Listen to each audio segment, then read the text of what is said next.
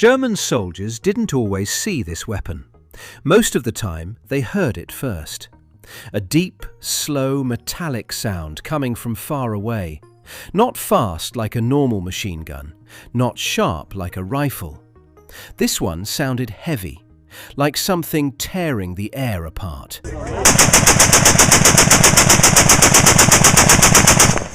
Then the road next to them would explode. Trucks would catch fire. Men would drop to the ground, even though they were hundreds of meters away from the enemy. And in that moment, they understood something had changed. Because this was not a tank. It was not artillery. It was a machine gun. The American M250 caliber. By the end of the war, many German soldiers said the same thing. This was the most dangerous weapon the Americans had. Not because it was the fastest, not because it looked impressive, but because there was nowhere to hide from it. To understand why, we have to go back to the First World War. In 1917, American pilots had a serious problem. German planes were protected by metal armor. Normal bullets couldn't bring them down. You could hit the same aircraft again and again, and nothing happened. So the Americans asked one man for help, John Moses Browning. His solution was simple in idea, but huge in power. If small bullets didn't work, make a much bigger one. That is how the .50 caliber was born. A round so strong it could punch through engines, armored vehicles, and walls from distances that used to be safe. At first, nobody knew how important this weapon would become. The Germans found out in the worst possible way. From the sky. The American P-47 Thunderbolt carried 8 of these machine guns. 8. When they fired at the same time, it didn't sound like gunfire anymore. It sounded like the air itself was being ripped apart.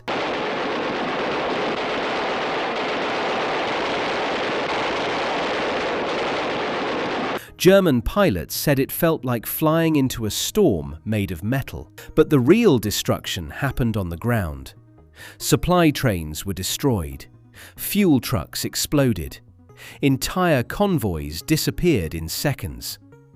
German soldiers started to fear open roads and empty fields, because if an American aircraft appeared, they had only a few seconds to run.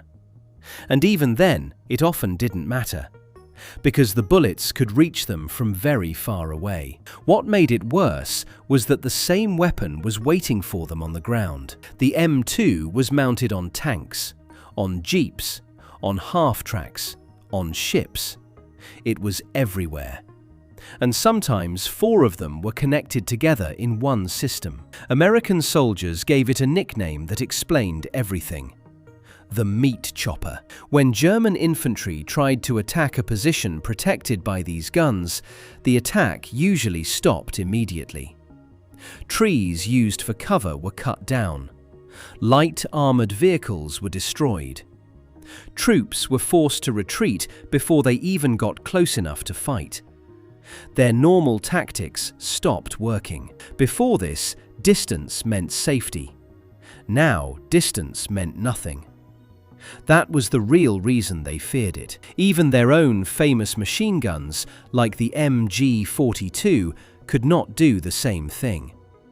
Those guns were incredibly fast, but they were made for closer combat. The American .50 caliber could hit you long before you were close enough to fire back. So why didn't Germany build something similar? Because they chose a different path. They focused on bigger cannons for their aircraft, thinking explosive shells were more important. The Americans focused on range, power, and reliability.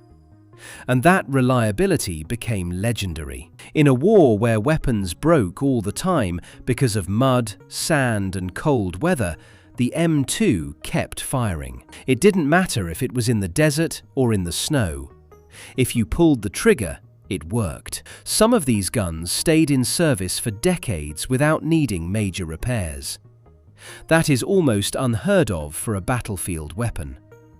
And the fear it created didn't end with the war. Years later, the same gun was used to make one of the longest sniper shots ever recorded. More than a century after it was first designed, it is still being used today. Still mounted on modern vehicles. Still firing the same .50 caliber round. Most weapons are built for one war and then disappear. This one never did. Because for the German soldiers who faced it, the M2 was more than just a machine gun. It was the moment they realized they were no longer safe. Not on the road, not in a vehicle, not even far behind the front line. And once you heard that slow, heavy firing sound in the distance, you knew it was already too late.